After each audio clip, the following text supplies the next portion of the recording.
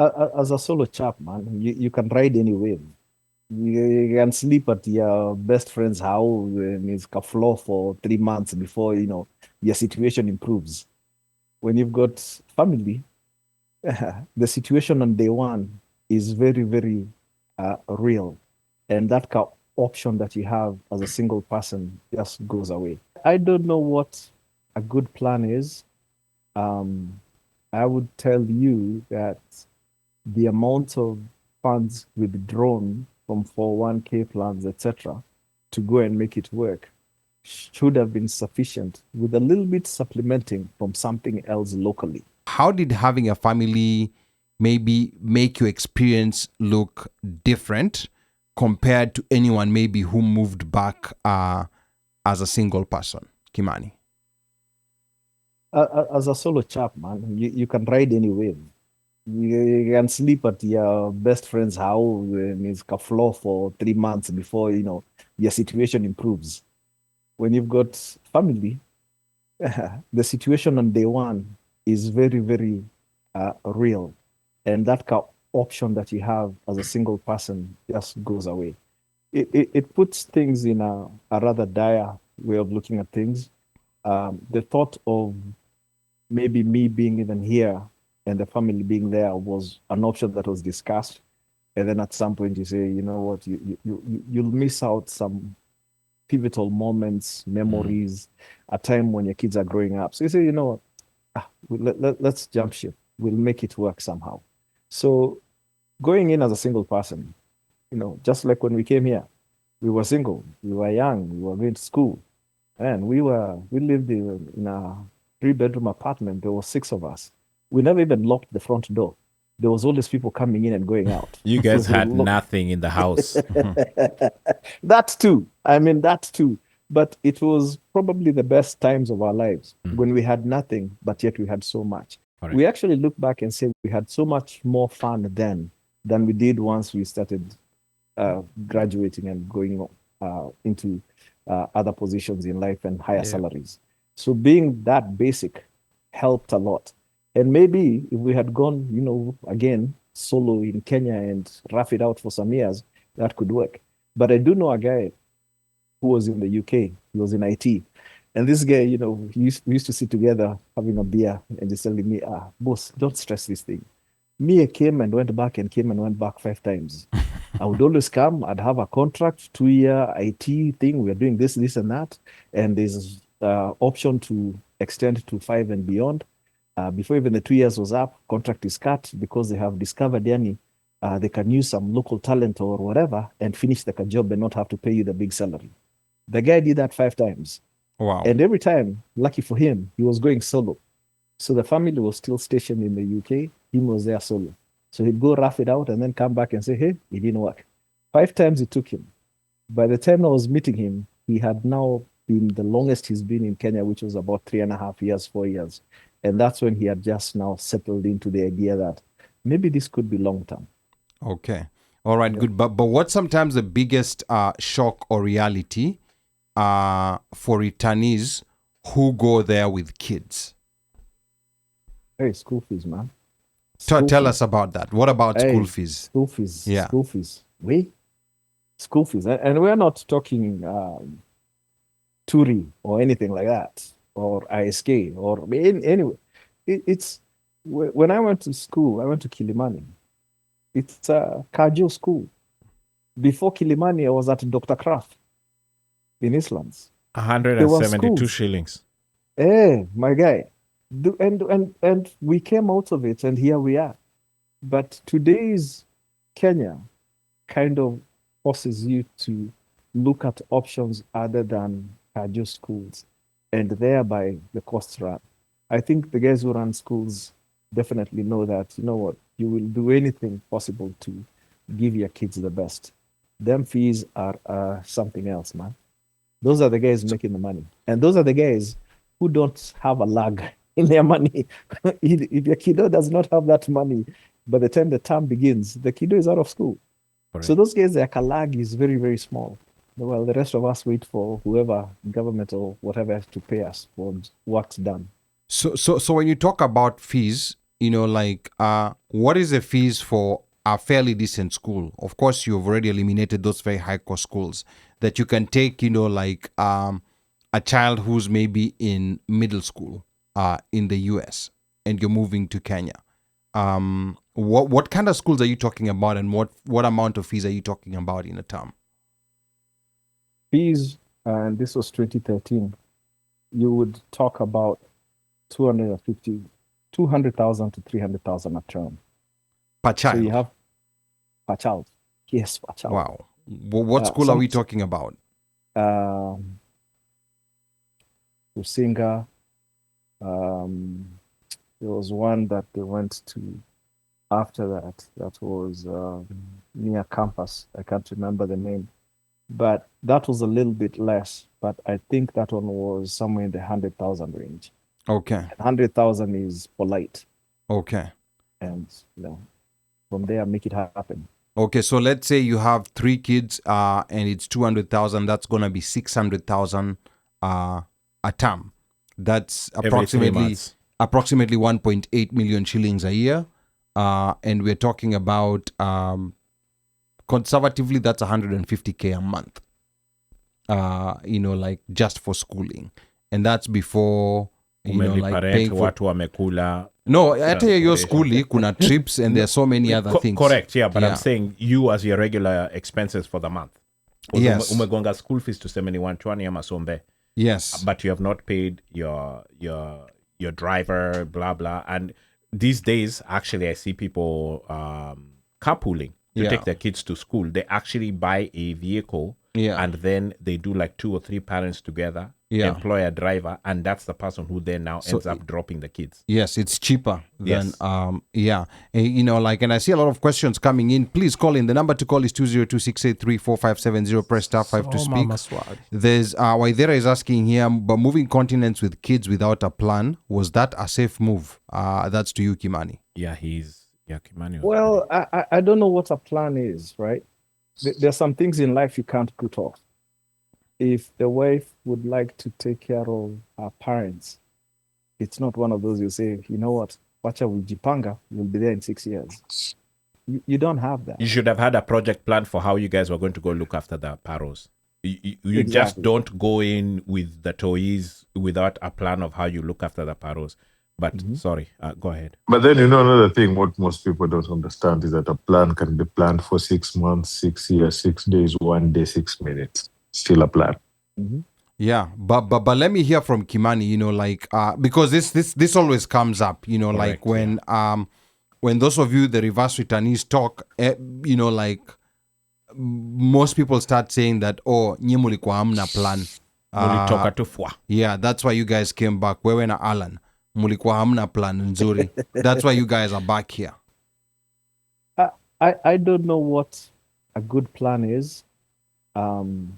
I would tell you that the amount of funds withdrawn from 401k plans, etc., to go and make it work should have been sufficient, with a little bit supplementing from something else locally. So the plan was there, the allocation was there. It's just that other realities take on, and then suddenly you find that you're woefully short.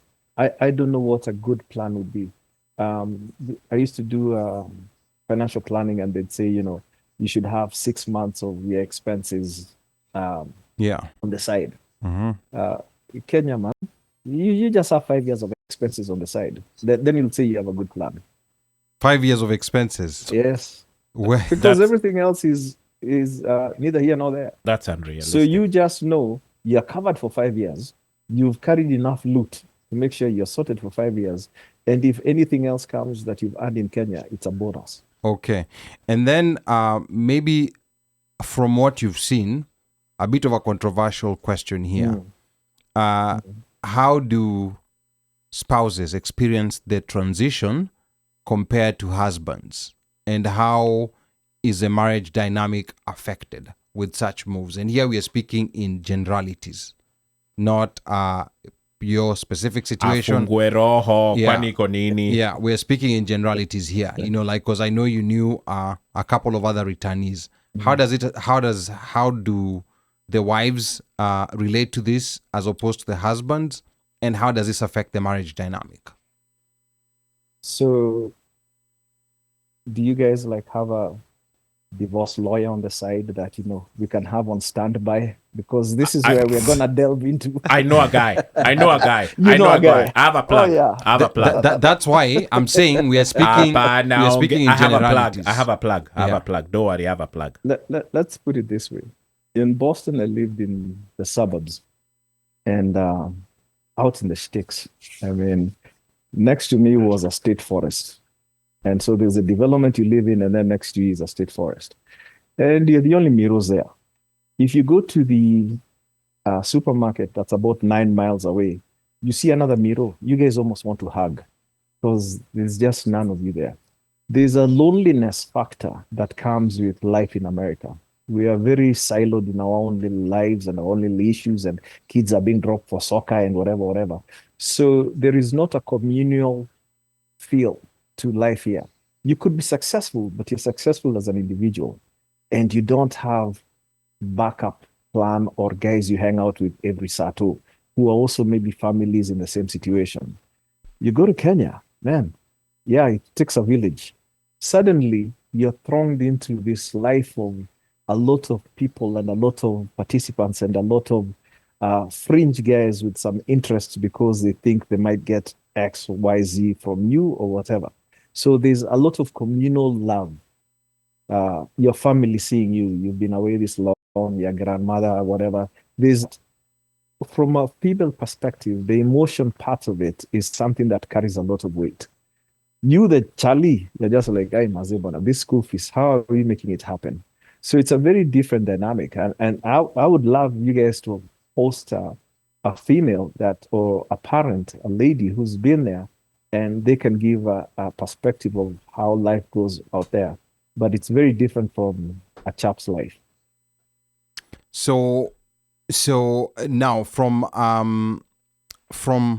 like your friends, the couples that you've seen that are moved back, life in the US and life in Kenya, does it affect the marriage dynamic, or it's just based on what you had before you left? 100%, Bona, 100%. As a friend of mine used to say, there are two things very hard to do in Kenya. Be an honest businessman and a faithful husband. Kenya is just Kenya. And the temptation and the lures and the situations and compromises, they're all over the place. You will be stretched thin in very many different directions. Neither good or bad, just a reality of the experience. Okay. And what about, the standard, social pressure to maintain a certain standard? Like the guys who are claiming that, mi nitatoboa nilikuwa msee wa Buru, they are most likely not going back to live in Buru. So is there any kind of pressure to maintain a certain social standard? There's pressure, but like anything in life, even life here, if you let it get to you, it will. But there's an expectation. Ulikuwa America miaka ngapi? Na unafanya nini? Unatembea. There was a time my house help was making fun of my phone. Me, I had a beat up phone, and Kenyans they have to have the latest gadget. Correct. Yes. The house help had a more advanced phone than mine, and I used to tell her, me as long as it can call, I can text, and occasionally jump on Facebook. I'm good. There's nothing else I'm doing. In any phone I've ever had, I don't think I use 5% of its capabilities. The gadget doesn't mean anything to me. But Kenya, ile simu unatumia, ile gari unapeleka, watoto wanaenda shule wapi, kanisa, huko chama gani, man. Yeah. All these things pull you in certain directions that you did not sign up for. But the expectation is there. Okay. By the way, Ali. Yeah. I'm not sure about you, Kimani, lakini kuna michango ya harusi. Okay. Sare kwanza. Sare za harusi. Na ujue sare na maana mbili tofauti, Kenya na Tanzania. Okay. Ina maana mbili tofauti. Sare moja. Sare Kenya inamaanisha, yani ukiingia kwa daladala unaingia free. hiyo ni sare hiyo hapo. I'm talking about Yeah. hiyo ni kama uniforms Sare ni za uniform wanafanya. za harusi. Yeah. So kuna hiyo Yeah. and then hizo chama sijui jumuia and all this stuff my friend kama mchango wa shule unajengwa. acha hizo unajua bado nini anaitwaje bibi hajameza jembe lazima ameze jembe. Unajua pigiwa simu kutoka ushago amemeza jembe, shangazi amekula nini amekula jembe. Emergency from nowhere, kwanza zinakuja Friday. I think one thing ambayo pia amezungumza Kimani hapa ni kwamba kwenye nchi zetu they run with wants than needs. Yani kukuta mtu ana gari ina latest GPS wakati street hazina hata majina, you know, that's normal. Kukuta mtu ana text na kucall lakini anataka simu ambayo inaweza ikampa New York Stock Exchange, you know, vile vitu ambavyo hahitaji. So they pay even for what they don't need, na hiyo kama ni original, kwa sababu pia kuna ndugu zetu tunakwenda Guangzhou alafu tunachukua ile mwambia kunapata unataka original copy au fake, na hizo zote zipo Japan. So Kimani, the black tax issue, you know, like the one that we experienced while we are here, which is called diaspora remittance. How does that dynamic work when now you're physically there on the ground? Is it now done because now you're not outside, so now there's no expectation because umekuwa mtu wa ground? It's triple. Go ahead. Still there. There's this idea that, you know, you could not have been foolish enough to come with everything you had, so you still have some left, and you still have sources of tapping into where you were, because why in the world would you come back? There's a lot of people who ask you're either very brave or you're foolish. Why would you come back? You find guys who tell you they never advise people to come back. What they say is, do everything you've got to do there, but invest at home. One way or the other, utachota. Black tax is there. You and wherever you came from, my friend, it's hard for you to tell the local in the village that you're going through a cafes and ujalipwa nini. The expectation is you're okay, and yes, this is something that you should be able to honor. All right. Karibu chama ya the village, we are building a borehole or whatever, and you're into it. Upende usipende.